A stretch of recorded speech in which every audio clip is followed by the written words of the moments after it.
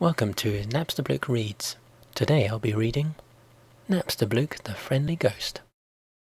Napstablook had just finished his ghost sandwich, which he brought with him as he explored the old ruins of their legends. Exploring was fun. There is only so much one can do when they have no friends to speak of.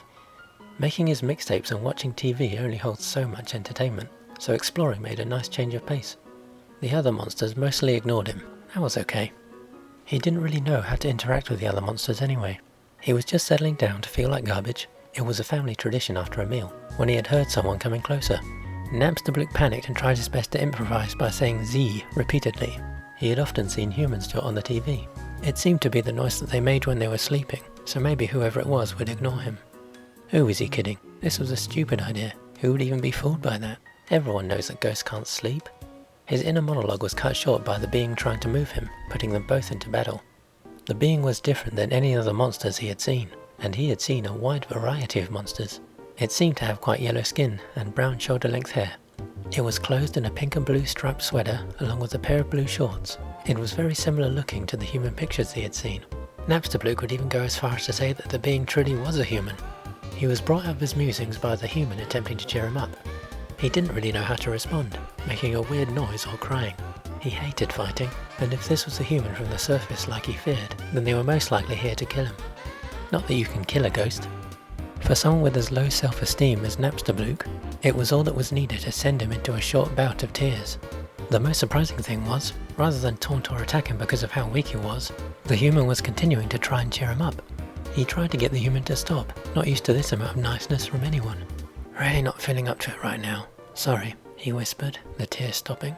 The human wasn't deterred. It continued to try and cheer him up. Maybe this new trick would keep them from hurting them. Slowly, tears defied gravity and collected on top of his head, forming a ghostly hat. Do you like it? I call it the Napstablook. He waited nervously for the human's response. Much to his surprise, the human complimented the look, saying it looked really cool. His mouth twitched upwards at that comment, as if trying to form a smile. For the first time in a long while, Napstablook felt happy. I guess you want to move on. I'll just go. He went to disappear back to the safe confines of his house, when the human decided to speak. Please, don't leave just yet. Napstablook looked back at the tiny human. It looked to only be a child with how small it was. I'm sorry for scaring you. I was just trying to find Mrs. Toriel's house. Napstablook knew exactly who the child was looking for. The mother goat of the ruins was one of the few monsters in the underground who acknowledged his existence. It didn't help that she was a regular customer to the family business, so he always made deliveries to her. If you're okay with it, of course, I could guide you to her house, he offered. The human's face lit up with a smile at the offer.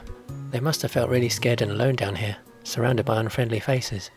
I'm more than okay with it. My name's Frisk. What's yours? The human, now named Frisk, followed Napstablook, walking beside the floating spectre. My name's Napstablook.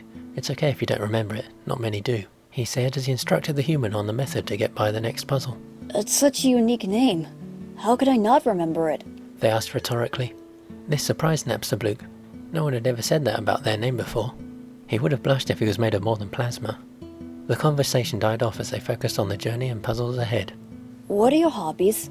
Frisk asked, making Napstablook look at them in surprise. Why do you ask? Because I was curious about the cool ghost who decided to help me. They smiled at Napstablook innocently, not knowing how much they had affected the ghost throughout their brief time with each other. So, what are your hobbies? He thought for a moment. Well, I mostly watch TV and sometimes mix music. I'm not very good at it though.